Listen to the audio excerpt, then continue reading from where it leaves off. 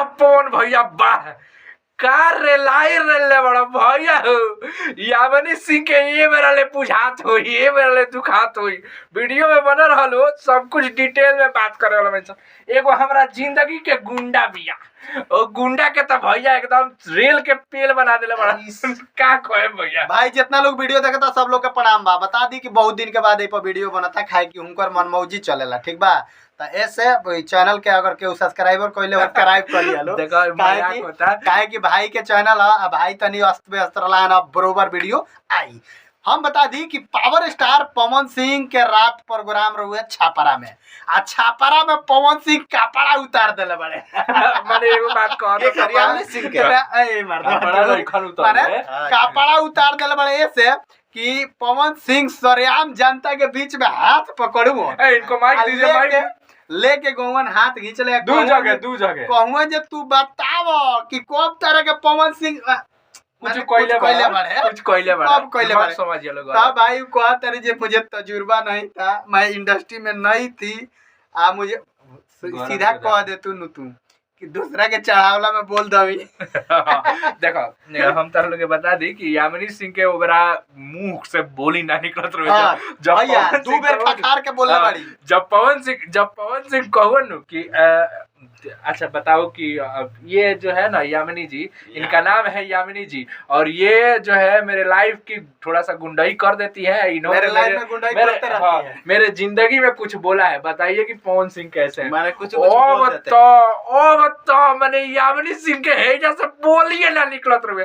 बोलत मैंने डेरा कहले बाड़ी कि सर हम जो है वो भोजपुरी इंडस्ट्री के बारे में ज्यादा नहीं जानते थे तजुर्बा नहीं था इसका मतलब ये था कि पहले आई इनको जो है एक फिल्म में से निकाला गया उसके बाद इनको कोई सहारा दे दिया इस तरह तो एक मिनट तो इस तरह जब सहारा दे दिया तो इनको जो है उनसे प्यार हो गया। अब प्यार में मिल के पवन सिंह के बुराई पूरा भोजपुरी इंडस्ट्री के बुराई कोयला के बाद जब वो प्यार के नशा टूटल जब सामने लौकल कि केहू ऐसा आदमी बाहर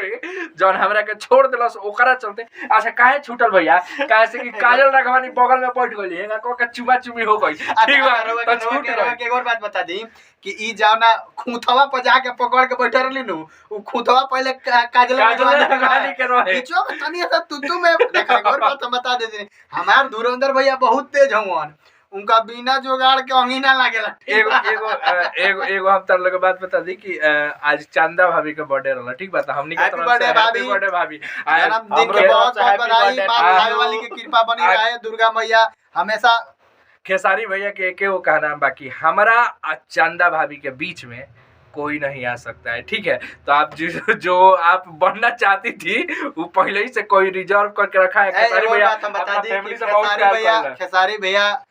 17 साल के कि 12 साल के रहले तबे बियाह हां वो अपना फैमिली से बहुत प्यार करता है। एक और बात बता दी कि बियाह इंडस्ट्री में आवे से 7 साल पहले 8 साल पहले ही कर बियाह हो गया तो ई चीज के देखे तो भैया इन कर गया अच्छा से माने पवन सिंह झाड़ दे अगर हमार धुरंधर भैया के बियाह हो गए रहे तब है ना तो ये बार भईवा हमार 69 को बियाह चंदा